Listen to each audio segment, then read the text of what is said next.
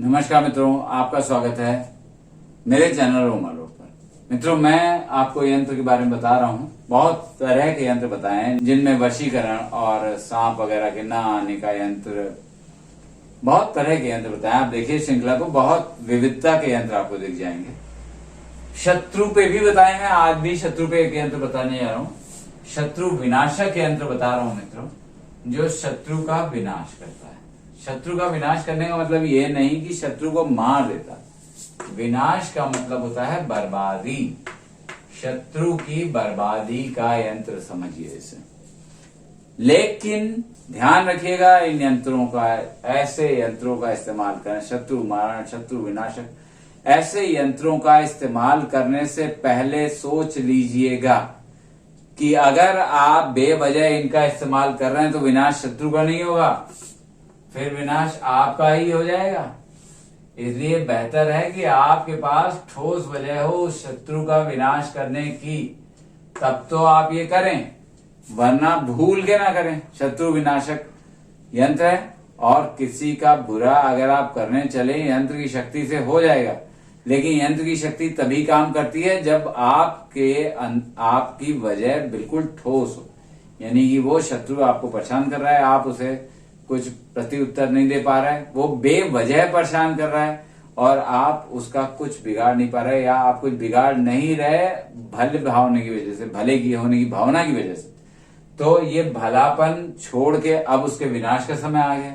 अगर वो ऐसा करता है, बर्बादी हो जाएगी, घर में बड़ी सारी बर्बादी की वजह बन जाती है। बच्चा बिगड़ गया, बच्चा ऐसा बीमार पड़ गया, परिवार में कोई बीमार पड़ गया, उसी की बीमारी पे जा रहा है, कोई कुर्की का नोटिस आ गया, किसी एक्सीडेंट में फंस गया, तो बहुत सारे ऐसे छोटी सी बात ही घर को बर्बाद कर सकती है।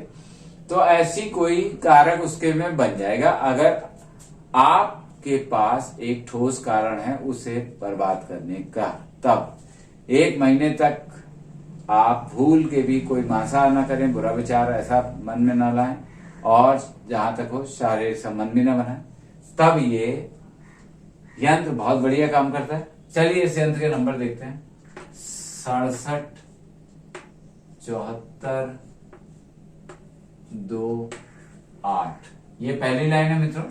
7 3 71 70, ये हो गई दूसरी लाइन। अब तीसरी लाइन में क्या लिखा जाएगा? 73 68 9 1, और अंतिम लाइन होगी 4 6 69 72। ये 16 के 16 अंक हो गए। इस यंत्र से शत्रु का विनाश कैसे होगा मैं आपको बताता हूं, ध्यान से देखिए कैसे होगा। आप सुबह सुबह प्रातः काल, जब सूरज की पहली किरण नहीं पड़ी हो, तब एक नदी के तट पर जाएं, किनारे पर जाएं, साफ सा किनारा हो। आजकल नदियों के किनारे बहुत गंदे होते हैं, तो थोड़ा आपको चलना पड़ सकता है साफ किनारा ढूंढने के लिए। वहां बिल्कुल एक लोहे की कोई चीज, नई चीज, लोहे की कोई पिन, सुई, मोटी सुई, सलाई लोहे की और किसी धातु की नहीं होनी चाहिए, नई, वो लेके जाएं। सुबह सुबह जब सूर्योदय हो तो सूर्य देवता की आराधना करें, उनसे प्रार्थना करें, कामना करें कि आपका ये कामना, आपका शत्रु के विनाश की कामना पूरी हो। ये कामना तब बुरी नहीं है जब आप अपनी तरफ से ठीक है। अगर शत्रु ने, मैंने कहा ना, बहुत परेशान कर रखा है, तो आप ये कामना कर सकते हैं। कामना करें नदी के तट पर। ये नदी है, मान लीजिए, इसका ये किनारा है, बलुई तट होता है उसका, उस तट पर ये यंत्र बना दें। जो मैंने आपको बताया, इस यंत्र को उसके तट पर बना दें, और जैसे बताया वैसे बना दें, जो नंबर बताया वो लिख दें। उसके बाद दोबारा प्रार्थना करें और फिर उसी नदी में नहा के वापस आ जाएं। ऐसा हफ्ते में कम से कम 1 बार करें, और सबसे अच्छा है कि ये रविवार को करें। रविवार को मैं क्यों कह रहा हूं? रवि का मतलब होता है सूर्य, और सूरज की आराधना करके कोई काम करना है तो सूर्य देवता के दिन वाले ही करें। तो उस दिन ये काम करें और ऐसा 2-4 रविवार, 4-6 रविवार आपको करीब करना पड़ेगा।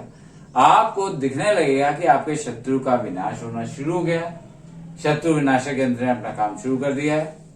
तो मित्रों, शत्रु की बर्बादी का, शत्रु के विनाश का यंत्र मैं आपको बता दिया। ऐसे ही मैं आपको और बताता रहूंगा। देखते रहिए मेरा चैनल ओम आलोक। नमस्कार।